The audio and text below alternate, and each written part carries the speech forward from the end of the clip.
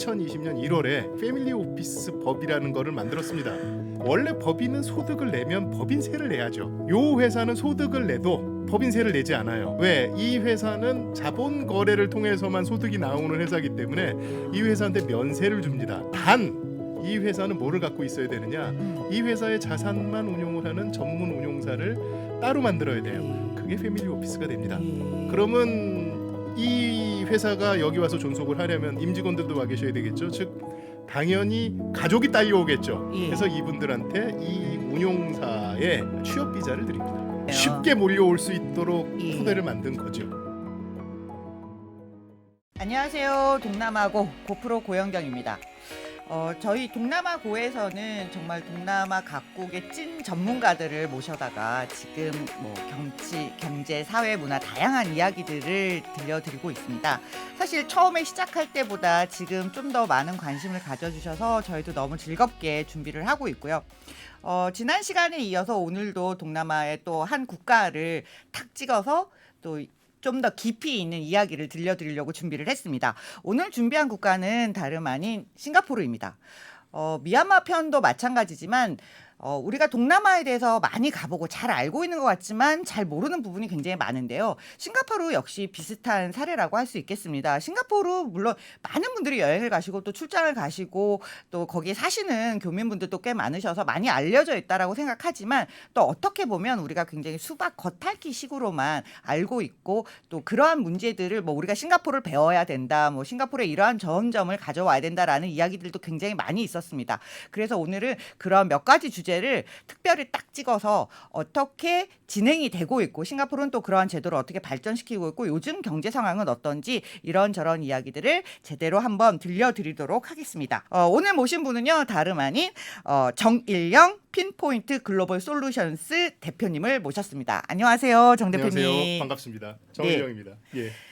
저희 이 정 대표님이 사실 지금도 계속 싱가포르에서 살고 계신데 지금 잠깐 출장이 있어서 귀국을 하신 걸로 알고 있습니다. 그래서 이렇게 바쁜 시간에 또 시간을 내서 여기까지 와주셔서 너무너무 감사를 드리고요. 아유, 제가 감사합니다. 일단 저희가 이제 다른 구체적인 질문을 들어가기 전에 정 대표님께서 싱가포르에서 어떤 일을 하고 계시고 또 어떤 계기로 싱가포르를 가셨는지 그걸 이제 먼저 좀 말씀을 해주시면 듣는 분들이 좀 도움이 될 것 같습니다. 예, 저는 원래 서울에 있을 때서부터 그 원자재 커머디티와 관련돼 있는 금융기관에서 근무를 했습니다. 주로 이제 파생 상품을 가지고 만들기도 하고 팔기도 하는 그런 업무를 하다가 2012년에 영국계 파생 상품 중개 회사에 취직이 돼서 먼저 홍콩에서 좀 근무를 하다가 2013년에 이제 싱가포르로 이주를 하게 됐고요.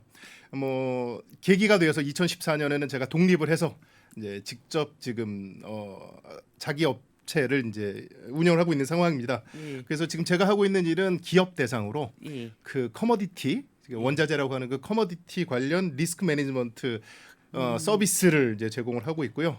이 업계에 들어온 지는 제가 95년에 처음 이제 들어와 가지고 약 30년이 조금 모자라긴 한데 그래도 계속 지금 이걸 종사를 하고 있고요. 또 싱가포르에 온 세월도 보니까 저희 큰애 6학년, 4학년 때 데리고 온 애들이 둘 다 지금 대학생입니다. 그러니까 나름 싱가포르에서 좀 오래 있었다 그렇게 말할 수 있을 것 같습니다. 사실 싱가포르 하면 그 동남아 금융의 허브였다가 이제는 점차 아시아 금융의 허브로 완전히 이제 탈바꿈을 한다는 생각이 들고요. 저도 뭐 말레이시아에 살면서 싱가포르를 자주 가지만 역시 싱가포르 하면 이 금융 또 한국보다는 어떻게 보면 파생 상품이나 원자재 거래 같은 경우는 전 세계 어디에 못지않게 상당히 많은 거래량을 자랑하는 데인 것 같아요. 그래서 사실 핵심 산업에 계셨던 분이어서 오늘 또 들려드릴 이야기도 많을 것 같습니다. 사실 요즘 한국에서 싱가포르 가는 비행기는 거의 좌석이 항상 늘 만석인 것 같아요. 예, 팬데믹 때 출장 다닐 때는 참 편히 왔는데 요즘은 조금 꽉 차서 옵니다. 예, 저도 이제 팬데믹 지나자마자 싱가포르 출장을 가는데 비행기도 적은데 밀렸던 출장자들이 한꺼번에 나가니까 보복성 출장이라고 하죠. 예, 보복성 여행이 아니라 보복성 출장이었는데 그때 가장 놀란 게 그래서 여기는 출장을 많이 가시니까 비즈니스 클래스부터가 거기부터 꽉 찹니다. 예, 거기부터 꽉 차는 아주 예. 신기한 경험을 했습니다. 예. 자, 그러면 그 싱가포르는 우리한테 이제 여행지로도 많이 알려져 있는데 싱가포르 하면 일단 살면서 예. 느끼는 게 어떤 도시인가요? 저 집사람하고 같이 이제 싱가포르로 이사 와서 제일 처음 집사람이 했던 얘기가 그린이었어요. 그린. 아, 왜 이렇게 그린 하냐고 저한테 이제 물어보더라고요. 그래서 첫 번째 일단 싱가포르는 북위 1도에 위치해 있습니다. 예. 당연히 이제 열대 국가니까 늘 푸를 수밖에 없고요. 네. 두 번째는 그 그린 자체도 그냥 유지가 되는 게 아니라 우리가 보이지 않는 데서 굉장히 많은 노동력과 자본으로 그 그린이 깔끔하게 유지가 되는 예. 겁니다. 그러다 보니까 이제 그런 그린을 유지하기 위해서는 당연히 이제 그에 상응한 공권력이라든지 다양한 그 스테이크홀더들의 영향을 받을 수밖에 없습니다. 그러다 보니까 거기 사는 사람들도 그런 공권력이라든지 스테이크홀더에 대한 양보를 나름대로 많이 하고 사는, 어떻게 보면 조용하면서도 그런 그 서로에 대한 배려가 함께 어우러진 그런 국가다라고 정의를 할 수 있을 것 같습니다. 예. 근데 또 한편으로 생각해 보면 그 많은 깔끔함을 유지하는 건 이제 외국인 노동자들의 예, 예. 그 과도한 노동에 예, 의해서 예. 만들어지는 부분도 있을 것 그렇습니다. 같고요. 한국 사람들이 제일 많이 이제 조심해야 되는 부분이 거기 껌 씹으면 안 된다. 뭐 이런 거 아닙니까? 예, 예. 예. 그러니까 껌도 씹으면 안 되고, 그다음에 이제 껌도 들고 다니면 안 됩니다. 그다음에 예. 이제 화장실 물도 안 네. 내리고 나가서 만약에 적발이 되면 그 사업주가 벌금을 내게 돼 있습니다. 그러니까 굉장히 꼼꼼하고 예. 구체적인 규율이 있는 나라인 그렇습니다. 거예요. 예, 예. 그래서 좀 답답하다는 생각은 안 드시나요? 그런 부분 때문에 젊은이들일수록 예. 싱가포르 안에 있기보다는 밖으로 나가는 걸 더 원합니다. 예. 해외 진학을 굉장히 많이 하고 있어요. 예. 그러니까 싱가포르가 교육이 굉장히 좋은 도시라고 함에도 불구하고 많은 싱가포르 젊은이들이 특히 공부를 잘하는 싱가포르 젊은이들이 해외 진학을 상당히 많이 하는 경향을 또 예. 역설적으로 보여줍니다. 예, 사실 또 기본적으로 공용어가 영어다 보니까 전 세계 어디 가서 뭐 공부하는 것도 크게 어려움이 어렵지 없을 않습니다. 거- 예. 그다음에 이제 싱가포르 그 자체적인 로컬 교육 시스템에 들어가 있어도 미국이나 영국에 있는 대학을 지원하는데 전혀 문제가 없습니다. 네, 네. 근데 이제 사실 싱가포르가 영어를 잘하는 것도 있지만 싱가포르의 강점은 중국어를 잘하는 인구도 많고 예. 힌두어를 하는 인구도 많고 네. 뭐 사실은 굉장히 다국적 다인종들이 많이 사는 이런 부분들이 어떻게 보면 그 다양성 자체가 싱가포르의 강점이라고 이야기하는 그렇습니다. 경우도 많은데 예. 실제로 살아보시면서 느끼는 건 어떠신가요? 일단 싱가포르에 제일 많은 사람들은 우리와 피부색이 비슷한 중국계입니다. 네네. 중국계가 75% 가량 유지하고 있는데 그 나머지 이제 인종 구성을 본다거나 말레이가 한 3% 정도, 그다음에 네네. 그 인도계라고 하는 분들이 한 9% 정도, 그다음 네. 나머지 이제 기타 등등 다 해가지고 한 13만 명 정도가 이제 그렇게 같이 어우러져 있는데 그 분들 조금 전에 말씀드린 그 인구는 이제 그 영주권자 이상을 지금 대상으로 네. 합니다. 그 사람들이 다 한데 어우러져서 어떻게 보면 동등한 지위와 그다음 이제 동등한 그 조건 하에서 살게 하기 위한 제도 중에 하나가 공용어 제도입니다. 그래서 아. 영어가 당연히 이제 기본이 되는 공용어고요. 모국어라는 개념으로, 그러니까 우리 그 만다린이라고 그러죠. 보통화, 그다음에 이제 바하사 멜라유, 예. 그다음에 이제 제일 마지막에 타밀말, 그 네 개가 모든 공문서라든지 아니면 공식적인데 병기가 됩니다. 가령 이제 지하철 타시면 예. 이제 딱 문이 열리면서 이제 표지판들이 보이는 예. 게 제일 위에 영어가 있고 부통화, 그다음에 바하사 멜라유, 그다음 제일 마지막에 이제 타밀말이 이제 들어가 있습니다. 그 바하사 같은 경우에는 사실은 마이너죠. 그 네네. 말레이 사람들과 인도네시아가 예. 같이 쓰긴 하는데 사실 조금 차이는 있습니다. 그래서 바하사 멜라유하고 바하사 인도네시아가 분명히 다른데 사실 싱가포르에서는 양쪽이 다 쓰여져요. 네네. 하지만 학교에서 모국어, 머더텅이라고 해서 가르치는 거는 분명히 바하사 멜라유를 가르칩니다. 예. 그다음에 인도인들 같은 경우에 조금 다른데, 인도인들은 사실 공용어는 타밀 말로 돼 있지만 예. 그렇다고 해서 타밀 사람들이 다 있는 건 아니고요. 예. 역사상 타밀 사람들이 제일 많았지만 지금은 일단 그 사람들도 이 중심에 힌디어가 있습니다. 그래서 그렇죠. 힌디어가 있고, 그리고 나서 각자 자기 그 족속들이 쓰는 방언들이 함께 어우러져 이제 들어가는 거죠. 그렇다 그러면 어떻게 보면 중국 사람들이 가장 우위를 점하는 가운데 나머지 인종 계열들 아주 다양한 사람들을 한 틀에 놓고 함께 어우러질 수 있도록 하는데 가장 큰 그 국가적 노력을 많이 하는 곳이, 그러니까 즉 다민족 그 다문화에 대한 수용성이 가장 높은 국가 중에 하나가 싱가포르라고 할 수 있겠습니다. 예. 되게 비슷한 케이스가 이제 말레이시아인데 말레이시아 예. 같은 경우는 이제 중국계가 제일 많은 게 아니라 이제 말레이계가 제일 그렇죠. 많고 그다음에 예. 중국계, 인도계 이렇게 예. 가다 보니까 거기도 이제 대체로 모든 문서를 이제 네 개, 예. 세 개나 네 개 언어로 공용어를 쓰고 예. 있고 대부분 다민족 국가들이 이런 형태를 많이 취하고 있는데 예. 그 중에서도 싱가포르 같은 경우가 가장 개방성과 포용성이 높은 그렇습니다. 편에 예. 속한다라고 말씀을 해주시는 것 같아요. 예. 자, 이렇게 많은 다양한 인종이 있는 와중에서도 최근엔 더 많은 외국인들이 들어가고 있더라고요. 그렇습니다. 예. 예, 그 IT 산업이 발전하면서 이제 예. IT 인력들도 많이 들어가고 뭐 제약 산업이 또 발전하면서 예. 그쪽으로 연구 인력들도 많이 들어가고요. 그렇습니다. 그런데 그 중에서도 뭐 출신이 또 이제 금융이기도 하시고 가장 유명한 게 바로 그래도 누가 뭐래도 이 싱가포르에서 가장 고부가 가치의 산업이 예. 중에 하나다 하면 예. 이제 금융이라고 할 수 있고 아세안 예. 금융 허브라고 할 수 있는데요. 싱가포르 금융이 과거보다는 컸지만 예. 한때는 이제 홍콩하고 비교해서 그래도 뭐 홍콩보다는 한참 아래 아니었니? 예. 뭐 이렇게 이야기하시는 분들도 계세요. 예. 예. 지금 싱가포르의 금융 예. 수준은 어느 정도로 보고 계시나요? 또. 여전히 홍콩이 자본 거래에 있어서의 우위를 점유하는 거에 대해서 부정할 수는 없습니다만 네. 싱가포르가 그 홍콩이 가지고 있던 그 프리빌리지라고 하는 예. 거를 많이 가져오고 있고 그다음 또 이제 인력의 이동이 굉장히 활발하게 이루어지고 있는 상황입니다. 물론 홍콩의 정치적인 상황과 그다음 이제 팬데믹이 분명히 영향을 주긴 했겠지만 예. 그렇다고 하더라도 일단 많은 수의 투자은행 및 관련 인원들이 홍콩에서 싱가포르로 이주를 한 것도 맞고요. 그다음에 네네. 이제 그런 펑션 자체 그 해당 기관의 펑션 자체가 싱가포르로 이동이 된 경우도 상당히 요즘 관측이 되고 있습니다. 과거에는 사실 싱가포르는 외환과 커머디티의 중심지고 홍콩이 주식 채권 인베스트먼트 뱅킹의 중심지라고 했으나 그래도 아시아에 있는 메이저 파이낸스 시티들 중에서 싱가포르가 그래도 가장 홍콩에 필적할 만한 자유도 및 조건을 갖고 있는 상태에서 팬데믹 이후에 그 부분에 있어서 좀 더 많은 이제 성장이 이루어졌다. 그렇게 말씀을 드릴 수가 있을 것 같습니다. 예, 사실 그 우리가 많이 쓰는 뭐 석유라든가 우리가 다 이제 에너지원을 수입하고 예. 한국은 뭐 콩이라든가 뭐 옥수수 이런 것들도 다 수입을 해서 그렇습니다. 쓸 수 있는데 이런 엄청난 양의 커뮤니티 거래가 예. 사실은 과거에도 트레이닝이 거기에서 일어나다 보니까 예. 굉장히 많은 부분을 여전히 차지하고 있다라는 말씀이신 것 그렇습니다. 이게 커머디티 같은 경우에는 아무래도 네. 이제 그 싱가포르가 동과 서의 딱 중심입니다. 그래서 네네. 가령 누가 그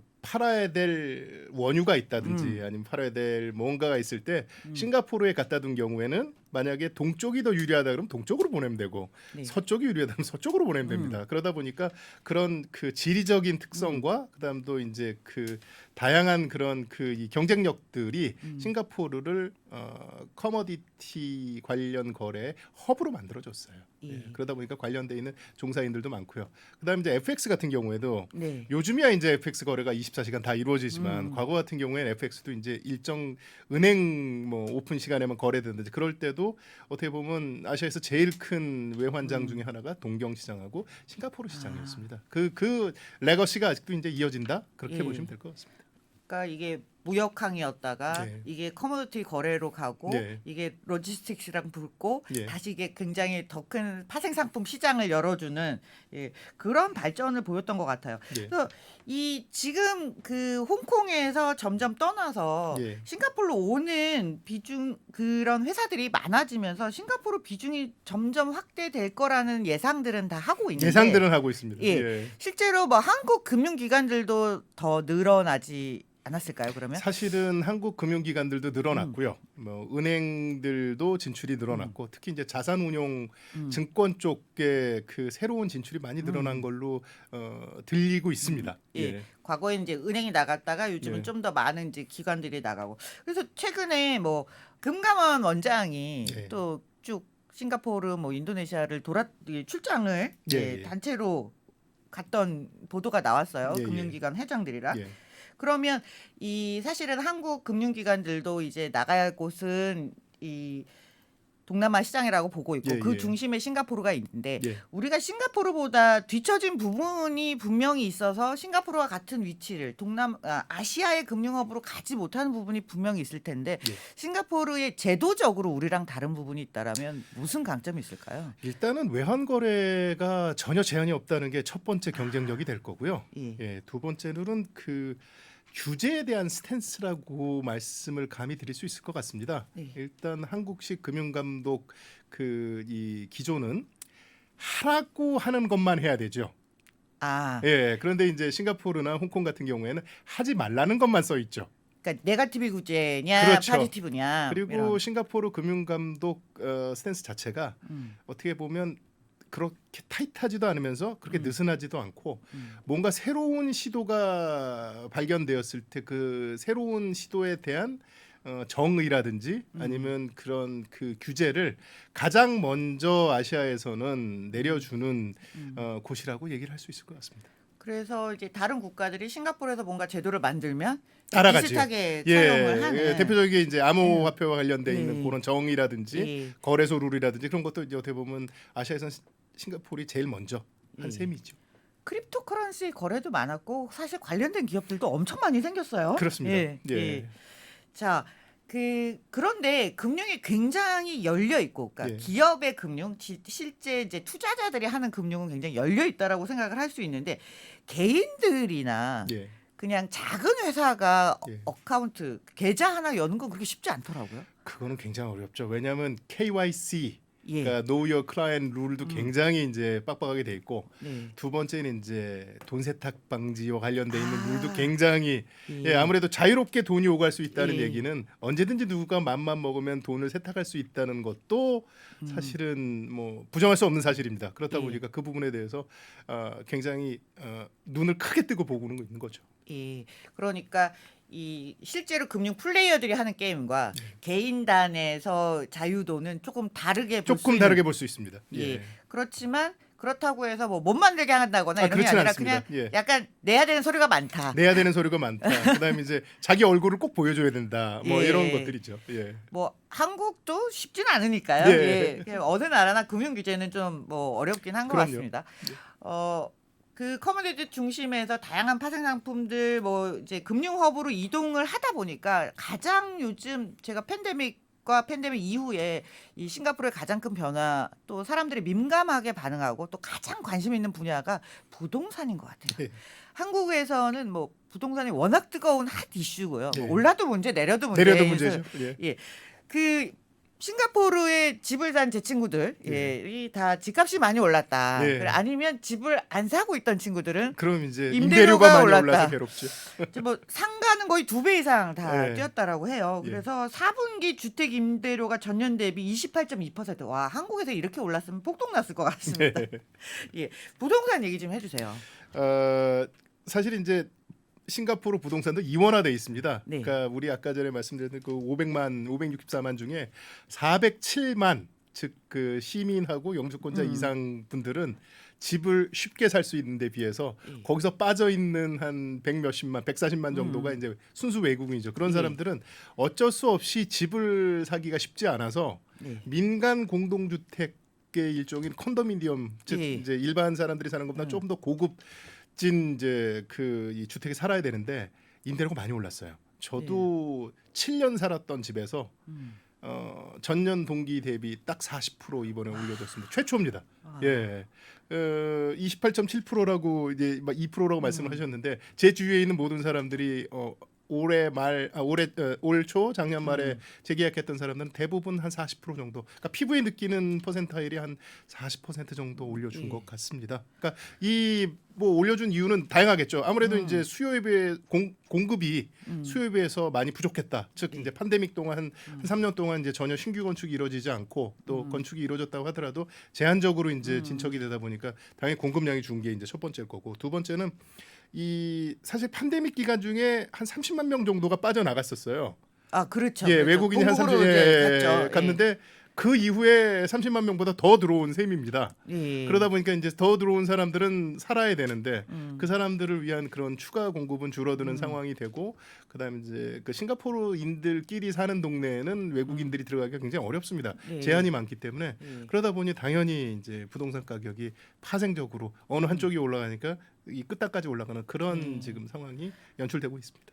그 싱가포르 부동산 시장은 사실 이제 네. 공공주택이 이제 한쪽에 네. 있는 거고 네. 여기가 이제 싱가포르의 중산층이라든가 네. 뭐 이런 사람들이 주로 사는 쪽이고 네. 다른 말씀해주신 외국인이라든가 아니면 네. 아예 소득 수준이 높아서 나는 좀 더 고급스러운 네. 아파트에 살겠다. 사실 우리는 아파트라고 이야기하지만 네. 이제 다른 데서는 컨도미니엄이라고 그렇습니다. 얘기하는 네. 고급스러운 이제 네. 주택 아파트가 되는 거죠. 예. 그게 사실은 공급 사이드. 예. 그리고 수요 사이드에서 둘 다 이제 둘 다 예. 예, 상승을 시킨 거예요. 그러면 이 이자를 아니 어찌 됐든 이제 집을 사든지 뭐 예. 하려면 뭐 신축을 하든지 예. 예, 자금 조달을 해야 되는데 예. 금리 같은 경우는 지금 어떻습니까? 금리도 주위에 그 집을 산 영주권자 이상 교민들 얘기를 들어보면 금리가 너무 많이 올라서 모기지 상환 금액이 굉장히 늘었습니다. 보통 예. 이제 집을 산 친구들은 영주권을 취득한 후에 주로 이제 국민주택을 사거나 아니면 콘도미니엄도 현지인과 같은 조건으로 살 수 있기 때문에 부가세율이 적어서 네네. 공격적으로 부동산을 산 친구들이 우리는 뭐 월세 부담이 없는 대신에 뭐 이게 어차피 한 30년 지나 다 내 집이니까 굉장히 기분이 좋아했다가 네. 갑자기 이자 비용이 늘어나면서 그 모기지도 많이 내는 친구들은 2배 반에서 3배까지 늘어난 친구들이 있습니다. 네. 그러다 보니까 그분들 입장에서는 집을 샀는데도 왜 부담이 줄지 않느냐. 아. 예, 지금 그런 상황입니다. 예. 근데 사실 이 40%씩 올랐다라고 하는 게 우리가 체감하는 것보다 실제로 이게 이제 매달 월세가 나가는 예. 비용이니까 회사에서 비용을 대주시는 분들이야 뭐 문제가 없겠지만 예. 자기가 내야 되는 사람들은 와 이게 엄청난 부담이에요. 그런데 이제 이렇게 올라간 이유 중에 하나는 당연히 이제 임대료가 올랐다는 건 집값도 올랐다라는 그렇죠. 얘기니까 예. 이 집값 상승에 대해서 많은 보도들이 나왔던 것 중에 하나가 중국인들이 싱가포르에 대거 오고 있다. 이 중국인들이 좋아하는 게 이제 예. 부동산, 예. 금 뭐 예. 이런 거 아닙니까? 그렇죠. 뭐든지 중국인들이 사기 시작하면 예. 다 올라요. 예. 그 실제로 부동산 사러 많이 왔습니까? 많이 왔었죠. 그러다 보니까 이제 그 지금 부가세율 60%가 어떻게 보면 처음에 17%부터 시작해서 이제 60%까지 부가세가 올라간 겁니다. 중국인들이 사기 시작하는 부동산들은 다들 올라갔어요. 처음에는 이제 그냥 단순 주거용 부동산도 샀고 나중에는 그 샵하우스라고 그래가지고 그 식민지 시절에 지어놓은 3층이나 4층짜리 도심에 가면 이제 그 네네. 이 상가 건물들 있죠. 예. 예, 거기까지도 이제 그분들이 이제 사기 시작하니까 그쪽도 가격이 올라가고. 그러니까 그 부동산에 대해서 제세 비용을 생각하지 않고 사는 경향이 있더라고요. 아, 이 그러니까 목적은 모르겠습니다. 근데 어떤 목적이신지는 모르겠지만 한국 예. 사람들 같은 경우에 이 비용을 내고 살 수 없을 것 같은데라고 하는 곳을 예. 과감하게 사 들여 오시니까 예. 예. 그만큼 이제 공급이 점점 부족해지는 거죠. 그러니까 뭐 묻지마로 부동산을 산다라고 느낌은 그렇습니다. 예. 느낌은 그렇다. 예. 그런데 사실 한국 사람들 같으면 말씀하신 대로 내가 이걸 100억을 주고 샀는데 여기서 나오는 임대료가 이자보다 뭐 세냐 안 세냐면 이제 자연스럽게 그런 계산을 해서 사는데 그렇지 않으면 이제 좀 계산율이 안 나오니까. 그런데 예. 아까 세금 얘기로 다시 돌아갈게요. 사실 이 세금이 굉장히 중요한 거잖아요. 예. 부동산 정책에 있어서 제가 볼 때는 뭐 공급을 내일 당장 늘릴 수 예. 없으니까 그 집을 사면 60% 이 제도를 조금 더 상세히 설명을 해주시면 좋을 것 같아요. 이 제도가 뭐냐면 그 이 싱가포르인들한테도 네. 원래 거주 목적 첫 번째 주택 생애 첫 주택 같은 경우에는 보유세라든지 네. 이런 세금들이 굉장히 저렴합니다. 근데 이제 싱가포르인들조차도 두 번째 주택에 대해서는 보유세가 추가로 더 붙고 그다음에 이제 그 이 투기를 억제하기 위한 가산세가 붙습니다. 그게 이제 스탬프 듀티라고 부르는데 그게 이제 싱가포르인조차도 그런 두 번째, 세 번째 주택에 대한 가산세가 붙는데 네. 외국인에 대해서는 네. 아예 가산세가 예. 첫 번째 주택서부터 60%가 붙는 거죠. 아, 그러니까 차원이 다른 겁니다. 외국인은 예. 아예 집 사지 마세요예요, 사실은. 예. 사실 여기 와서 일하고 네. 자기 자국민 살기도 어려우니까 네. 좀 덜 사라고 했는데 그렇죠. 그럼에도 불구하고 산다라는 얘기인 것 같아요. 예. 싱가포르로 계속 이주하는 사람들 중에 이제 사실 보도에 나오기로는 이제 패밀리 오피스가 많이 늘었다. 예. 그리고 중국 사람들이 왜 그렇게 그걸 많이 사느냐? 예. 사실은 투자 목적으로 사는데 그 투자가 패밀리 오피스를 만들면서 산다. 뭐 예. 이런 얘기가 굉장히 많이 있는데 예. 사실 한국에서는 패밀리 오피스란 개념이 좀 생소할 수 있어요. 생소하죠. 예. 그래서 이 패밀리 오피스를 좀 설명을 해주시면 저희가 이해하는 데 도움이 될 것 같습니다. 그 패밀리 오피스는 이런 겁니다. 일정 규모 이상의 자산을 가진 자본가들, 그러니까 우리가 흔히 부호라고 부르죠. 그게 부호들이 자기가 가지고 있는 자산만 전담해서 운용을 해주는 전담 자산 운용 조직 내지 이제 네. 회사를 부르는 말입니다. 예. 그러니까 보통 이제 자산가 웰스 매니지먼트 얘기하면 프라이빗 뱅킹이라는 얘기가 예. 많이 나오는데 프라이빗 뱅킹하고는 또 좀 결이 다른 표현입니다. 이제 프라이빗 뱅킹 같은 경우에는 그 기업 금융보다는 작고 소매 금융보다는 좀 큰 규모의 자산을 가지고 있는 분들이 이용하는 뱅킹 서비스를 얘기합니다. 즉 여기는 이제 크기하고 형태 그다음에 이제 타입이라고 그러죠. 이런 것들에 대한 차이를 가지고 이제 캐테고라이즈 하는 데 비해서 패밀리 오피스 같은 경우는 아예 우리 집 아니면 우리 그 가족들 아니면 우리 친척들의 자금을 우리들의 투자 철학과 그다음 우리들이 원하는 방향의 포트폴리오로 구성을 해서 우리를 위해서만 이제 운용을 해주는 네, 그런 개념이다라고 보시면 됩니다. 물론 패밀리 오피스도 유럽에서부터 먼저 출발을 했고요. 아무래도 네. 이제 그 귀족이라고 하는 그런 집단들이 먼저 발생하고 그 사람들이 가지고 있는 자산에 대한 운용 수요가 나타난 데서부터 출발을 한 거죠. 이제 아시아도 이제 그런 패밀리 오피스에 대한 개념 이제 점점 전파가 되고 있다라고 말씀을 드릴 수 있을 것 같습니다. 뭐 아주 오래전으로 가면 뭐 유럽에서 로마 시대부터 뭐 가족 돈을 관리하는 데서 시작했다라는 얘기도 있고 쉽게 풀어서 다시 말씀을 드리면 제가 돈이 많으면 예. 제가 뭐 돈이 한 200억쯤 있다. 예. 그러면 이제 그 골드 라운지에 가서 예. 다이아몬드 라운지 이런 데 예. 가서 제 거를 이제 잘 관리해 주세요. 이렇게 그게 이야기하지만 이제 프라이빗 예, 뱅킹입니다. 예, 예. 그렇게 프라이빗 뱅킹인데 예. 제가 돈이 한 1조쯤 있다. 예. 예. 그러면 제 회사를 따로 고영경 오피스를 따로 만드는 거죠. 예. 예를 들면 우리나라에서 이제 이재용 씨네 집안 같으면 뭐 엄청 제1위 집안 같은 예. 돈이 많으니까 그 사람들 가족 재산만 관리하는 회사를 따로 만들면 예. 이렇게 이제 된다라고. 가령 이제 그럼 이제 고 남매분들 네. 개인 자산만 운용을 하는 뭐 리 패밀리 캐피탈 뭐 이런 식이 되겠죠. 예. 그러면 사실 JP 모건이나 이런 예. 것도 사실 뭐 패밀리 오피스에서 시작했다라고 봐도 무방한가요? 그 정도 규모보다는 좀 더 크게 시작을 했다고 보시면 맞을 것 같고요. 예. 네네. 그러니까 패밀리 오피스는 좀 엉거주춤한 크기입니다. 사실 솔직히 말씀을 드리면 예. 금융기관으로 가기에는 좀 작고 그렇다고 해서 우리가 프라이빗 뱅킹 규모에서 보기에는 좀 큰 그 정도의 카테고리라고 보시면 될 것 같습니다. 그래서 전 세계에서 한 6천 개에서 1만 개가 있다고 해요. 예. 그런데 이런 패밀리 오피스가 싱가포르로 많이 가는 이유, 또 싱가포르에서는 주로 어떻게 운영이 되고 있길래 싱가포르로 몰리나? 뭐 예. 이런 질문이 나올 것 같습니다. 싱가포르도 과거에는 이런 그 고액 자산가들을 위한 이민 프로그램들이 다양하게 존재를 했었습니다. 대표적인 게 2012년까지 유행이 되던 그 존속이 되던 FIS라고 하는 스킴이 있어서 FIS 스킴 같은 거 일정 규모의 돈을 싱가포르에 예치만 하시면 그 예치를 해놓은 잔고에 대해서 확인만 하면 바로 영주권이 나가는 그런 제도들이 있었어요. 그러니까 일종의 투자 이민 비슷하게. 그렇습니다. 투자 예. 이민이죠. 그 예. 돈을 가지고 뭘 하든 상관없이 이 돈이 들어와 있고 이 돈을 싱가포르에서 뭔가를 하면 이제 영주권이 나가는 그런 제도가 있었는데 이제 그런 제도들 같은 경우에는 싱가포르의 제세상 자본소득에 대한 세금이 없습니다. 그럼 그렇죠. 그분들이 만약에 그냥 샀다 팔았다만 하면 세금이 나오질 않지요.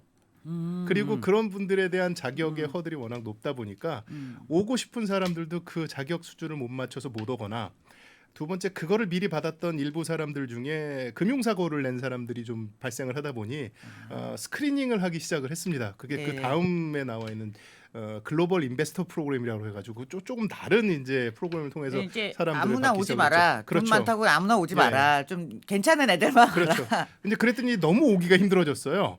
또 다시. 예, 그럼 내가 이제 이렇게- 요거에 대한 이제 중간을 이제 예. 만들어야 되겠다. 그래서 2020년 1월에 네. 새롭게 이제 어떻게 보면 패밀리 오피스 법이라는 거를 만들었습니다. 그게 이제 여기 제가 말씀을 드리는 음. 베리어블 캐피탈 컴퍼니라고 하는 개념의 예. 이제 예. 형태인데 원래 법인은 소득을 내면 법인세를 내야죠. 그렇죠. 소득을 냈으니까. 그런데 네. 요 회사는 소득을 내도 음. 법인세를 내지 않아요. 와. 왜? 이 회사는 자본 거래를 통해서만 소득이 나오는 회사이기 때문에 이 회사한테 면세를 줍니다. 아. 단 이 회사는 뭐를 갖고 있어야 되느냐? 음. 이 회사의 자산만 운용을 하는 전문 운용사를 따로 만들어야 돼요. 예. 그게 패밀리 오피스가 됩니다. 예. 그러면 이 회사가 여기 와서 존속을 하려면 임직원들도 와 계셔야 되겠죠. 즉 당연히 가족이 딸려오겠죠. 예. 그래서 이분들한테 이 운용사의 취업 비자를 드립니다. 그렇게 하니까 사실 많은 돈이 많은 가족들이 이제 몰려갈 수밖에 없네요. 그렇죠. 쉽게 몰려올 수 있도록 예. 토대를 만든 거죠. 그러니까 우리가 거기에 우리 많은 돈을 가져가서 운용을 하면 예. 자본소득에 대해서는 세금을 안 내도 되고 예. 영주권은 받을 수 있고 예. 그러니까 쉽게 안착을 할 수 있고 예. 소위 말하는 싱가포르에 와서 투자 많이 할 수 있는 부호들은 편하게 오십시오라는 제도적인 세금 많이 내시면 됩니다라는 예. 얘기입니다. 예.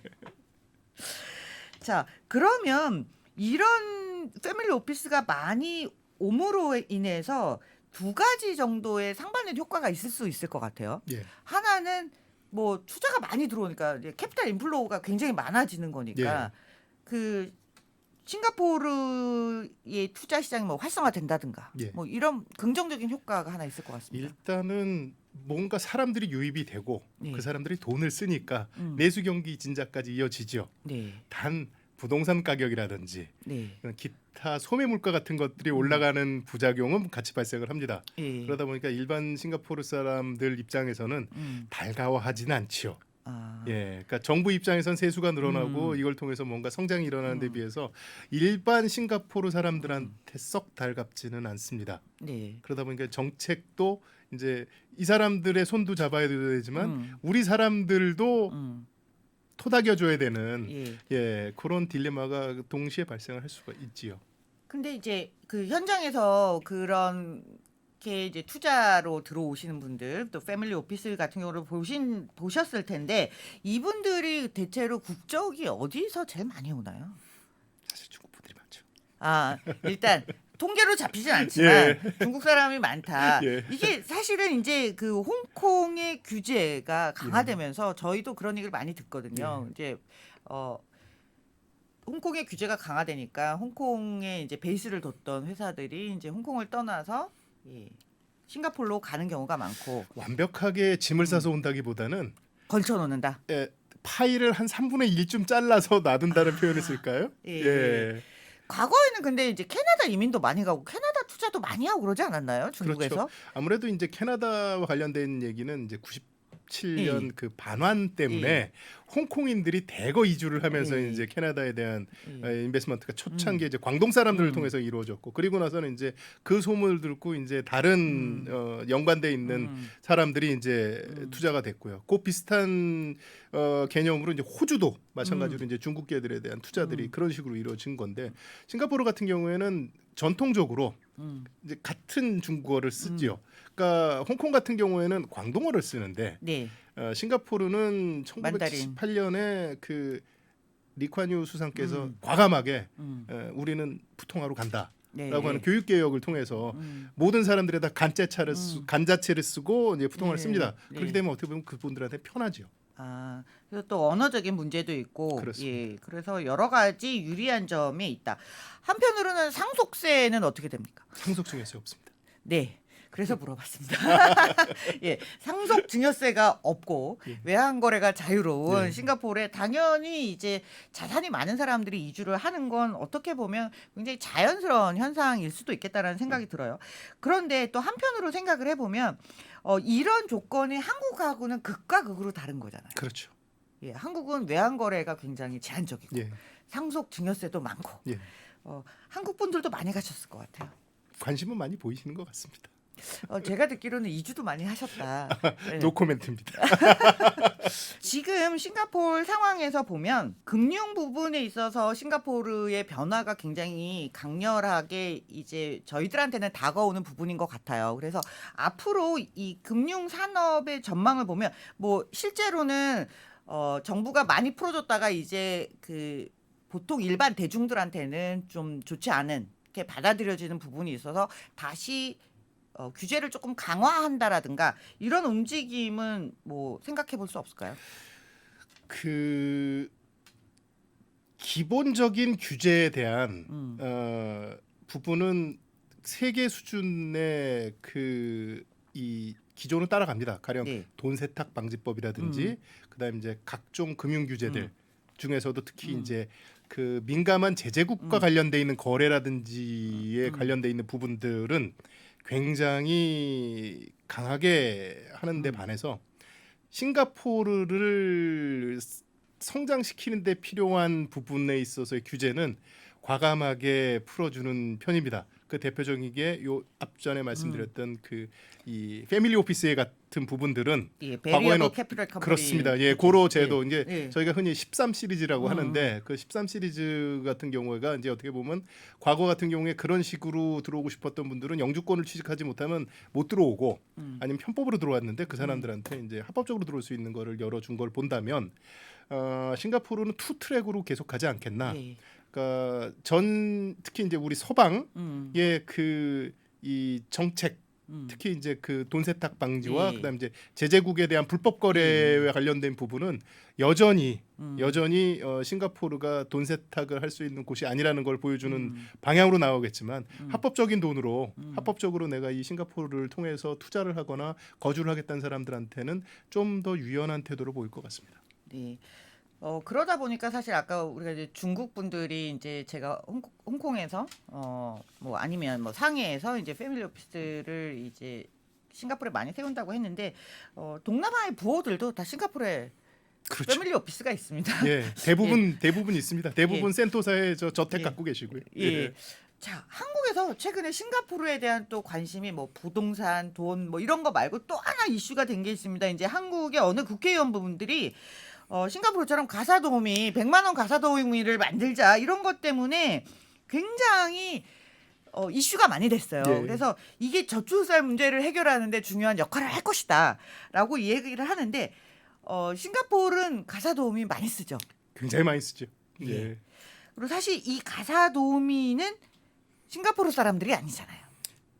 일 수가 없지요. 네. 예. 예. 그래서 이 싱가포르의 외국인 가사도우미 제도를 한국에서 이야기하고 있는데 사실 예. 실상을 잘 모르고 이야기하시는 분들도 굉장히 많으신 예, 것 같아요. 맞습니다. 그래서 예. 그 부분을 오늘 좀 자세히 설명해 주시면 도움이 되겠습니다. 그 가사도우미 제도를 이제 공식적인 용어로 FDW라고 그럽니다. Foreign Domestic Worker라고 그래서 말 그대로 집 안에서 일을 하는 노동자가 되겠습니다. 그래서 요거는 실제로 1978년에 싱가포르 정부가 그 여성들의 경력 단절을 해소하고 사회 진출을 돕기 위해서 만든 제도입니다. 그래서 지금도 중요한 게 아무나 드릴 수 있는 게 아니라 주부가 있지 않은 집은 가사도우미를 쓸 수 없습니다. 아, 혼자 있는 남성은 쓸 수 없어요. 애를 키우면 안 되는군요. 안 됩니다. 예. 와. 이혼남도 못 써요. 어. 예, 이게 왜냐하면 여성을 중심으로 돼서 있는 제도이기 때문에 집에 하우스홀드에 여성분이 계셔야 됩니다. 그래야지 쓸 수가 있어요. 굉장히 중요한 제도입니다. 예. 그러니까 이게 이제 싱가포르 같은 경우는 사실은 최저임금 가이드라인이 일부 특정 업종에만 있는 아주 그 노동시장 유연한 곳인 중에서도 어떻게 보면 이 FDW에 대해서는 계속 정부 보조금까지 포함해서 100만 원대 내지 이제 뭐 좀 더 많이 주는 분은 이제 좀 더 줄 수도 있고요. 장기 근속자에 대해서 좀 더 주기도 합니다. 그러니까 그런 수준의 그런 가사도우미 노동을 제공받을 수 있는 거를 나라에서 제도적으로 지금 그 유지를 해준다는 건 굉장히 큰 특혜입니다. 그러다 보니까 이제 싱가포르 같은 경우에는 기혼 여성분들도 굉장히 일을 많이 하고 있고 그 분들은 거의 대부분 이 FDW가 있고요. 네. 그다음 또 그 혼자 독립해서 계시는 노인분들도 그런 분들도 그 FTW의 도움을 많이 받고 있습니다. 네네. 그러니까 어떻게 보면 처음 시작은 여성의 경력 단절과 사회 진출을 위해서 목적이었지만 이제는 그 노령 인구들의 요양 지원까지도 FTW가 일부 맡고 있는 그런 형국이라고 보시면 될 것 같습니다. 사실 그 두 가지 문제는 지금 한국 사회가 다 풀어야 될 문제인 것 같아요. 왜냐하면 경력 단절이 이 두려운 여성들이 이제 아무래도 가사 도우미가 있으면 예. 좀 더 사회 진출을, 그러니까 사회생활을 계속 할 수 굉장히 있고, 저렴한. 예. 그리고 노인분들도 사실 요즘 부양이 모시기가 예. 힘들기 때문에 이런 부분은 우리가 같이 갖고 있는 문제인데 여기 최저임금이 어떻게 되나요? 최저임금이라는 것 자체가 없고요. 뭐 흔히 농담처럼 얘기를 하는 게 싱가포르가 그 영어를 완벽하게 하는 복식부기가 가능한 여직원의 임금이 네. 아시아에서 제일 싸다고 합니다. 그게 그분들 보통 이제 일반적으로 비경력 단순 격리 업무를 하시는 여자분들 급여가 월 기준에서 한 3,000불 플러스 정도로 보시면 될 것 같아요. 예, 그러면 싱달러 3,000불입니다. 싱달러 3,000불이니까 한국 돈으로 250만 300만 원이 안 되잖아요. 예, 그렇죠. 예. 예. 그러면 이제 그 정도 수준의 급여를 가사 도우미가 아닙니다. 가사 받을 수는 도우미는 없죠. 예, 불가능합니다. 네. 제도적으로 예. 예, 보조금 포함 예. 싱가포르 달러 1,000불 플러스 얼마라고 보시면 돼요. 그러면 사실 이분들한테 자기 본국에서 예를 들면 뭐 미얀마에서 왔다, 예. 인도네시아에서 왔다, 말레이시아에서 왔다. 말레이시아는 가사 도우미로는 잘 안 가니까. 말레이시아에서는 안 오시죠. 예. 예, 소득이 높아서 안 예. 갑니다. 예, 이분 필리핀에서 많이 오죠. 예. 예, 그러면 이 돈이 사실은 생활을 할 수 있는 돈은 아니잖아요. 그래서 그 분들은 대부분 생활은 같이 하고 네, 우리 이제 가족하고 같이 하고 그 다음에 이제 대부분의 돈을 송금을 하시죠. 그리고 뭐 어차피 그 돈과 상관없이 이제 의식주가 거의 대부분 이제 그 같이 사는 예, 그 이 고용 과정에서 이제 이루어진다고 그럴까요? 그다음에 이제 이제 과거에는 없었는데 주휴 제도도 생겼어요. 그래서 일주일에 한 번은 꼭 쉬게 해드리고 예, 만약에 쉬지를 못하게 하면 그에 대한 초과 수당을 지급을 합니다. 그래서 네. 보통 5번 주말이 있다 하면 2번 정도 나가게 해드리고 3번에 대해서는 이제 보상을 해드리는 그런 방식으로 운영을 하는 집들이 많습니다. 싱달러로 1,000달러인 거에 대해서 불만이 별로 없나요? 내부적으로는 비판 뭐 이런 이야기들은 없나요? 싱가포르에서는? 전혀 없습니다. 왜냐하면 그분들이 그 자격이 없으면 아예 들어오시지 못하는 분들이었기 때문에 예. 그 자격으로 오신 분들은 그 노동만 할 수 있다는 거에 대한 이해는 예. 완벽하게 하고 있는 걸로 알고 있습니다. 예. 그래서 과거에 일부 악덕 고용주들이 FTW를 다른 목적으로 예. 다른 고용을 일으키셨다가 감독 당국한테 적발당하셔가지고 그 사업 면허 자체를 이제 취소를 당하거나 그런 사례들도 있었습니다. 뭐 네네. 일부 한인 예. 사회에서도 그런 일들이 예. 있었고요.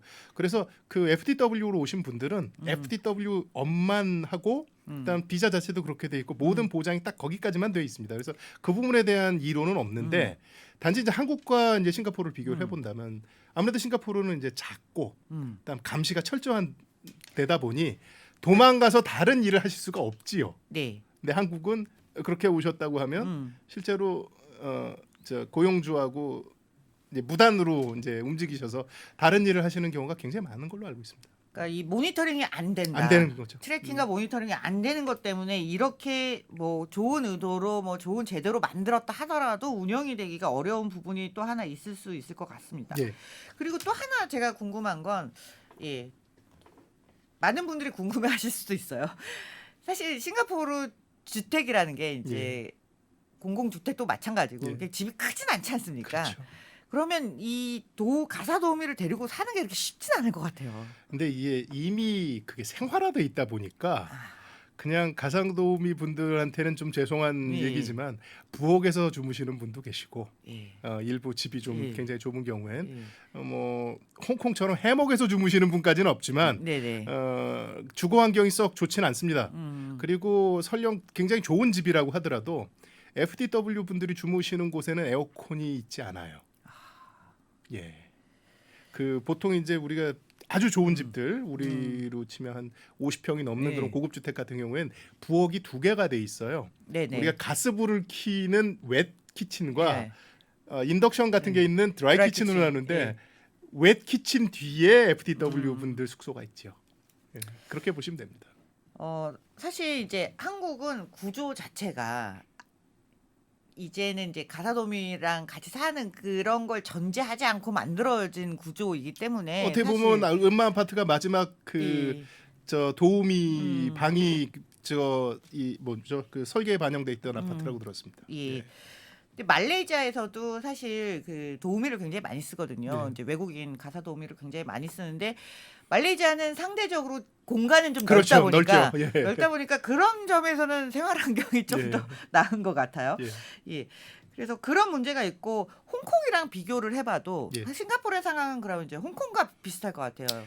홍콩보다는 그래도 낫죠. 아, 그런가요? 홍콩에서는 저도 홍콩에서 음, 근무를 해봤기 때문에 홍콩에서는 정말 그 창고에 해먹을 설치하고 그 FTW 분을 기거하게 하는 사례도 봤습니다. 네네. 예, 근데 여기는 그렇게까지는 아니다.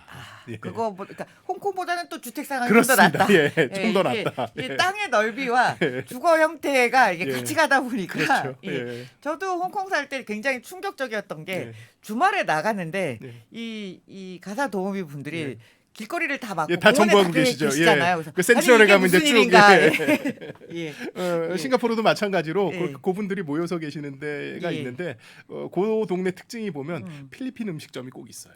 예.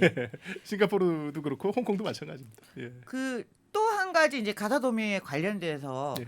이분들이 사실 조건 중에 뭐 임신을 하거나 뭐 결혼을 추방입니다. 하거나 그러면 나가야 된다라고 예. 하는데 맞나요? 맞습니다. 예. 중간에 임신이 음. 되면 당연히 이제 보통 내보내 드려야 예. 되고요. 예. 원래 그 계약 조건에 못 하게 돼 있습니다. 근데 먼저 뭔가 이제 그렇게 예. 되시면 이제 당연히 이제 예. 나가셔야 되고요.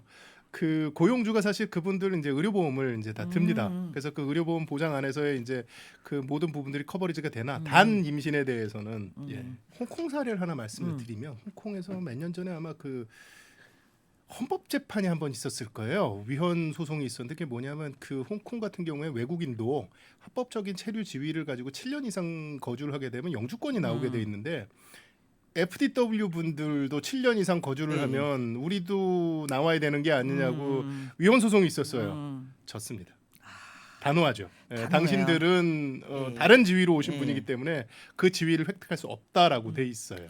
그리고 종종 사실은 나오죠. 홍콩이나 이제 싱가포르 같은 경우에 이 FTW 이제 가사도우미로 오신 분들에 대해서 뭐 노동 착취, 예. 학대 뭐 이런 사건들이 종종 종종 있죠. 예, 예. 일어나고 있는데 사실은 이런 것조차도 이제 뭐 빠르게 대처를 하는 정부에서 빠르게 대처를 하고 뭐 조치도 빨리 하는 편인데 한국에서도 과연 이렇게 가능할 것이냐 이런 부분도 뭐 좀 생각을 해볼 필요가 있을 것 사실은 같아요. 그 고용주가 음. 그 분들의 이탈을 방지하는 거에 대해 책임을 진다 하면 당연히 그러면 인권 부분에 있어서의 그 어뷰즈가 불가피할 겁니다. 그렇다 네. 그러면 그 부분은 쉽지 않을 거라고 저는 봐요.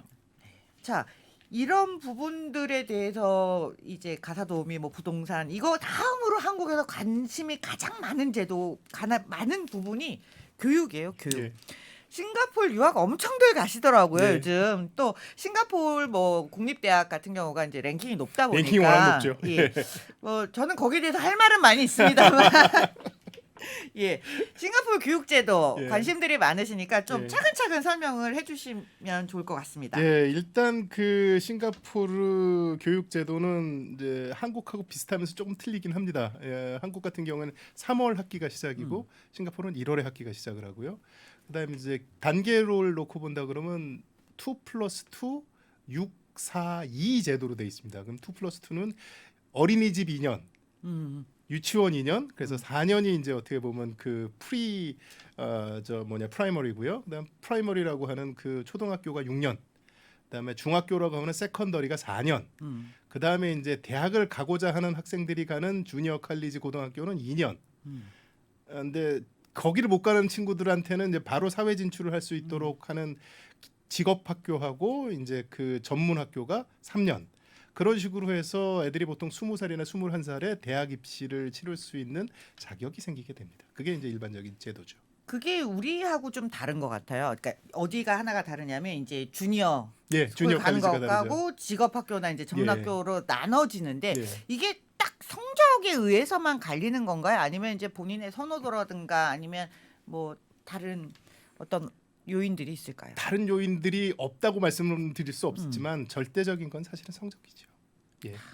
그 중학교를 졸업하면서 보는 시험이 있습니다. 네네. 그 GC 5레벨이라고 영국에서도 이제 같이 쓰는 음. 제도인데 그 5레벨 성적에 따라서 음, 131개 중학교를 졸업한 학생들이 음, 18개 있는 고등학교를 진학해야 됩니다. 더 중요한 거는 네. 그 앞에 입시가 더 중요합니다. 아, 즉 그 6에서 4로 넘어갈 때가 네네. 인생의 시험이 있습니다. 아, 예, 들었습니다. 예. 그 시험 제목과 예. 뭐 얼마나 치열한지 좀 예, 말씀해 주시죠. PSL이라고 부르고요. 네. Primary School Ending Exam일 겁니다. 예. 리빙 이그잼. 리빙 이그잼입니다. 리빙 이그잼. 그러니까 졸업 시험이에요. 네. 그래서 졸업 자격이 없는 자는 나가지 말라는 얘기죠. 네. 그래서 그 철저하게 음. 1등서부터 꼴등까지가 딱 음. 점수로 줄을 쓰게 되고요. 네.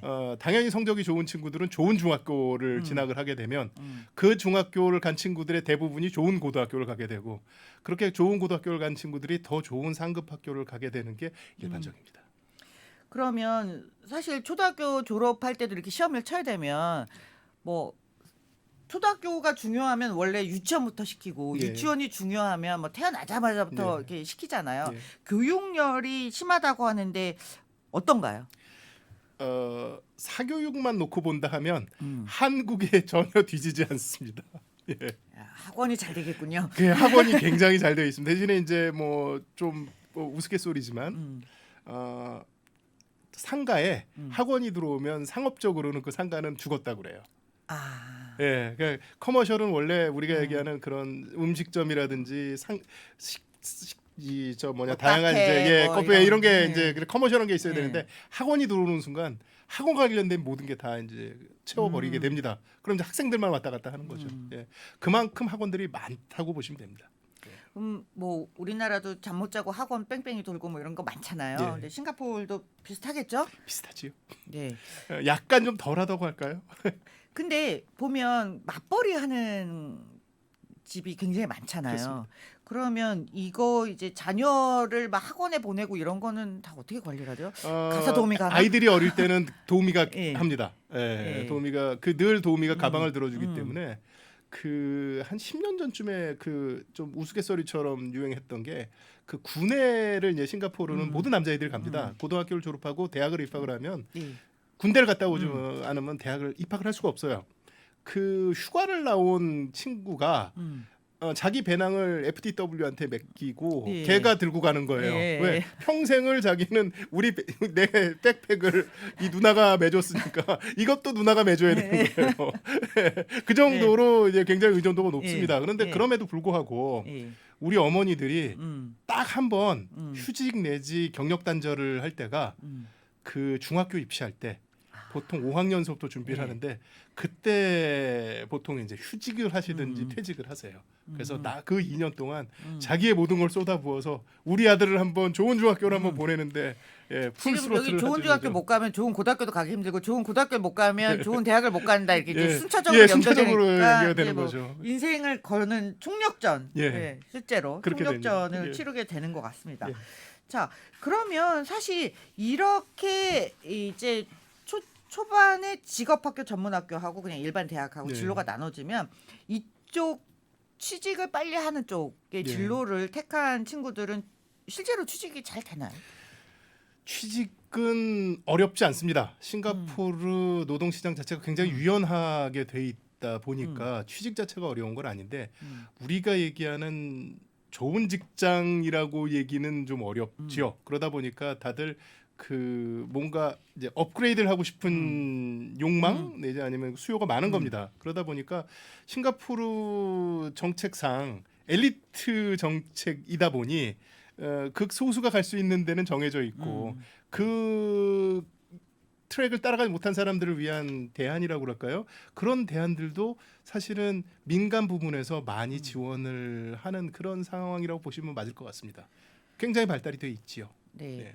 자, 그러면 우리가 이제 관심 많은 대학교로 좀 이동을 해볼게요. 예. 이제 싱가포르에는 싱가포르 국립대, 뭐 난양공대, 예. 뭐 이렇게 해서 대학들이 이렇게 몇 개가 쭉 있습니다. 예. 근데 많지는 않아요. 많진 않아요. 네, 많진 많지는 않아요. 않은데 이제 예. 랭킹은 굉장히 세계적으로도 높고 예. 아시아에서는 뭐 탑에 예, 거의 속한다라고 탑에 할 있죠. 수 예. 있는데요. 자, 싱가포르가 일종의 동남아 고등교육의 허브다 이렇게도 말씀을 드릴 수 있을 것 같은데 대학교가 좋은 이유는 뭘까요? 일단은 경쟁하고 투자 아닐까요? 네, 예, 워낙 그 대학교까지 갈 수 있는 인원이 입시생 기준으로 해서 아무리 후진과라고 해도 탑 15% 이내에 돼야지 겨우 들어갈 수가 있는 거고 일부 좋은 과 같은 경우에는 뭐 0점대 아니면 아예 문도 못 두드립니다. 대표적인 게 이제 국립 싱가포르 대학 법대나 의대 같은 경우에는 뭐 0점대 최상위권만 갈 수 있으니까요.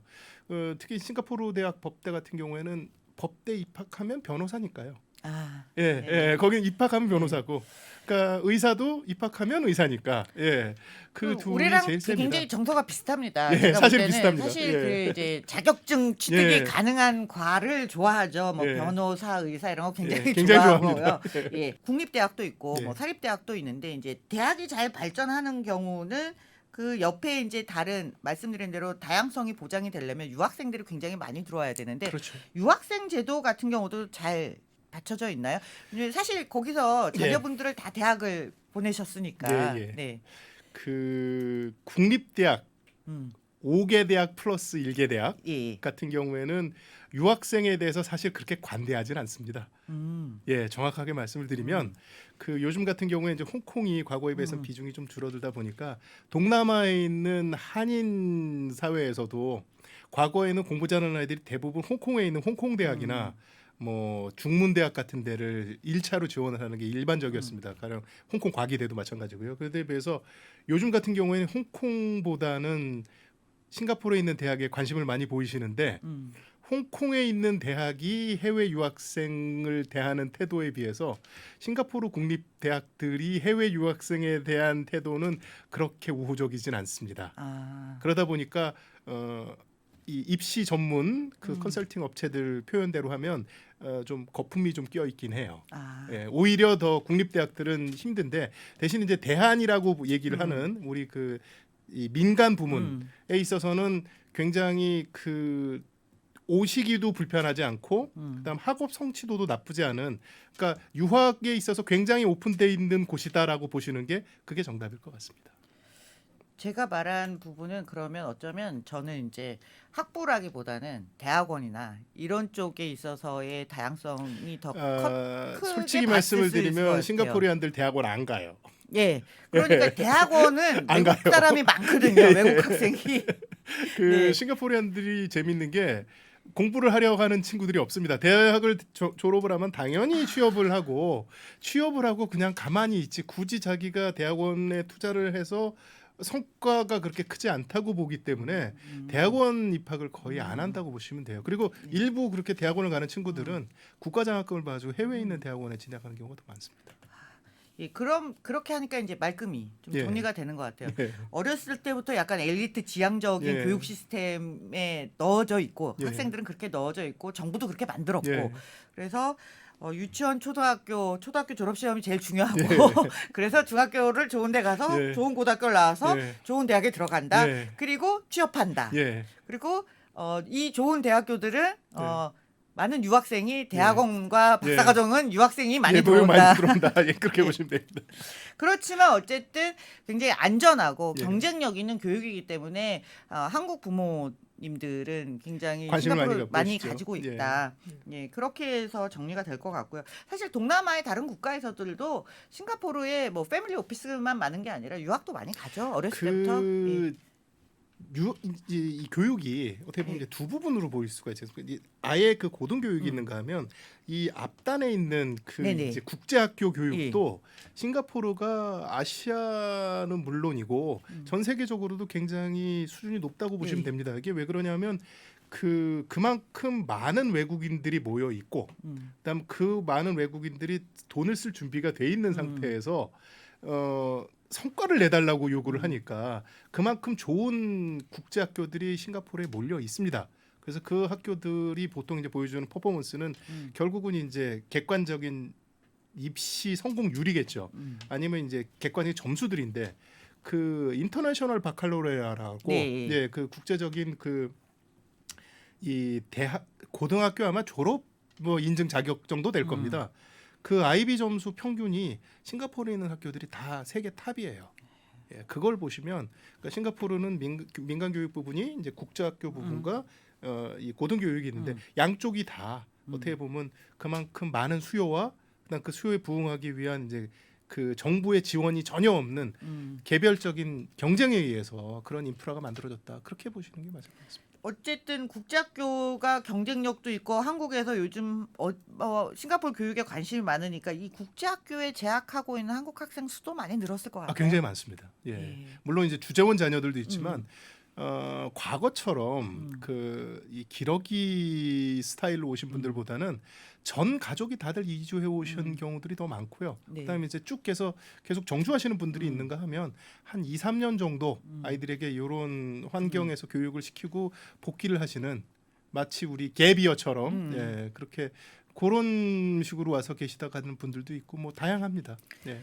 그 한국 분들이 이주하셨을 때 뭐 그냥 투자만 하시는 분들도 계시겠지만 실제로 사업을 하시는 예. 이제 우리 정 대표님처럼 사업을 하시는 분들도 계시는 텐데 예. 최근에 뭐 어떤 섹터로 좀 한국 사람들이 많이 오더라 하는 분야가 있을까요? 아무래도 요즘에 오시는 분들 같은 경우에는 패밀리 오피스를 만들어서 오시는 분들이 꽤 있고요. 네. 그 다음에는 사실 IT 관련돼서 취업을 해서 오시는 분들이 굉장히 많습니다. 그 IT 부분 중에서도 이제 그 되게 그 이 첨단이라고 하는 기술들 뭐 AI가 됐던 뭐 아니면 핀테크가 됐던 그런 식으로 이제 창업을 하시거나 아니면 그런 회사에 취업을 해서 오시는 분들이 많고요. 오히려 과거에 이제 그 주로 이 중심이 됐던 에너지라든지 물류 부분 쪽은 오히려 좀 신규 공급이 좀 줄었고 그다음에 이제 여전히 그래도 어느 정도 일정 수준 유지가 되시는 분들이 이제 반도체 관련 분들은 예 어차피 이제 싱가포르도 그 관련돼 있는 한국과는 조금 다른 네네. 시장의 반도체 그 이 제작 및 이제 그 관련돼 있는 부분들이 살아 있어서 그렇게 보시면 될 것 같습니다. 그 싱가포르 정부 정책상으로서 반도체를 굉장히 밀었다가 또 한국이나 뭐 이런 데가 너무 예, 잘해서 그래서 좀 좀 꺼졌다가 이제 요번에 이제 다시 정책을 내놓은 게 반도체를 다시 살리는데 우리 AI 중심 뭐 예. 하이엔드 반도체를 가겠다 그래서 반도체 석박 이상의 그런 예. 전문 연구 인력 1,000명을 육성하겠다는 정책을 예. 내놨어요. 우리랑은 좀 차이가 있는 것 같습니다. 네. 그 사실 오늘 싱가포르에 대해서 굉장히 많은 질문을 제가 또 드렸고 예. 막 여러 가지 재미있는 얘기 또 깊이 있는 얘기를 해주셨는데요. 한국과 싱가포르이 사실 소득 수준의 차이가 과거에 있었던 것보다 지금 더 많이 벌어졌습니다. 예. 그러니까 한국과 싱가포르의 1인당 GDP가 우리가 이제 3만 불대를 좀 넘었는데 지금 싱가포르는 7만 불대를 한참 그렇죠, 넘어가고 그렇죠. 있잖아요. 예. 그리고 뭐 환율 효과까지 생각하면 과거보다 그 격차가 더 벌어졌다라고 볼 수 있는데 지금까지 10년 넘게 싱가포르 계시면서 싱가포르가 잘하고 있는 부분 또 어떻게 허브가 되었을까 또 우리가 배워야 될 점이 뭔지 예. 마지막에 정리를 한번 해주시면 예, 좀 도움이 되면서 이번 시간을 뜻깊게 마무리를 할 수가 있을 것 같습니다. 자동차 주가는 무엇이 결정할까요? 테슬라, 포드, 현대자동차, 회사별 자동차 판매 추이를 확인해 보세요. 3프로TV 데이터 센터. 제가 지난 10년 동안 싱가포르에서 거주를 하면서 싱가포르가 그럼 과연 아시아 메이저 시티들 허브가 되겠다고 했던 시티들 중에서 그래도 가장 오래 살아남고 그다음에 이제 점점 더 성장을 하는 가장 큰 이유는 아무래도 그 포용성이라고 생각이 됩니다. 그 다양한 기회가 왔을 때 우리가 가지고 있는 규제 틀에서 벗어났으니 오지 마라기보다는 네가 온다고 하면 우리가 이 정도를 받아줘야 되지 않을까 하는 그런 태도로 이제 모든 거를 바라보고 그런 세력이 됐든 뭐가 됐든 그런 그 움직임에 대한 오픈돼 있는 태도 예, 그게 어떻게 보면 싱가포르가 아직까지 그런 경쟁력을 유지하는 가장 큰 원동력이 아닌가 생각이 됩니다. 그 대표적인 게 이제 그 현대자동차도 예, 자동차 공장 및 연구소를 예, 싱가포르 주롱에 얼마 전에 이제 오픈을 했고요. 다이슨 같은 경우도 지금 본사가 싱가포르에 와 있죠. 네. 예, 그런 식으로 어떻게 보면 그렇게 싱가포르처럼 비싼 나라에서 이걸 왜라고 생각을 할 수 있지만 거꾸로 오히려 이 비싼 나라에서 쉽게 고급 노동력을 상대적으로 저렴한 가격에서 쓸 수 있다고 하는 것 자체가 어떻게 보면 싱가포르의 첫 번째 이제 경쟁력이 될 거고요. 두 번째 같은 경우에는 그 이른바 돈이 많은 사람들, 싱가포르를 위해서 돈을 써주고 우리 어떻게 보면 사람들이 빈부의 차가 한국보다 훨씬 넓고 어떻게 보면 좀 더 못 사는 사람들의 비중으로 놓고 본다 그러면 한국보다 좀 더 많은 곳이지만 이런 사람들한테도 좀 더 나은 공공 서비스를 유지하려면 그만큼의 세수가 충분히 이제 보장이 돼야 되기 때문에 그 세수를 만들어 줄 수 있는 사람들한테 좀 더 부드럽고 따뜻하게 받아들일 준비가 돼 있다는 점, 그 두 개가 어떻게 보면 싱가포르의 경쟁력이라고 생각이 됩니다. 네, 굉장히 중요한 또 말씀을 마지막에 언급을 해주셨어요. 하나는 혁신적인 기업 활동을 할 수 있는 그런 바탕을 잘 깔아주고 있고 거기에 걸맞는 인력들이 있는데 그게 이제 아마 앞서서 얘기했던 대학의 역할 그리고 예. 기업 연구소의 역할들이고 제가 알기로는 이 전 세계에서 오픈 이노베이션을 가장 잘하는 나라 중에 하나가 싱가포르입니다. 그러니까 예. 꼭 자국의 인력만 아니라 자국의 기업이 아니라 말씀하신 그런 뭐 현대차가 됐든 네. 다이슨이 됐든 세계적인 제약사들이 이제 다 오픈 이노베이션을 네. 싱가포르에서 하고 있으니 그런 부분이 하나가 있을 것이고 그리고 이 사회의 안정성이라든가 계층 간의 격차를 넘어서는 공공 서비스, 이 공공 서비스라는 게 정말 중요한 예. 경쟁력이라는 생각이 예. 듭니다. 그래서 많은 소득 수준의 차이에 관계없이 기본적인 생활을 영위할 수 있도록 만들어주는 게 이 힘이 싱가포르 정부가 가장 잘하는 일 중에 하나라는 생각이 듭니다. 뭐 사람들은 시큐리티라는 표현을 쓰는데요. 그 얼마 전에 그 삼성전자 그 광고 때문에 논란이 있었지 않습니까?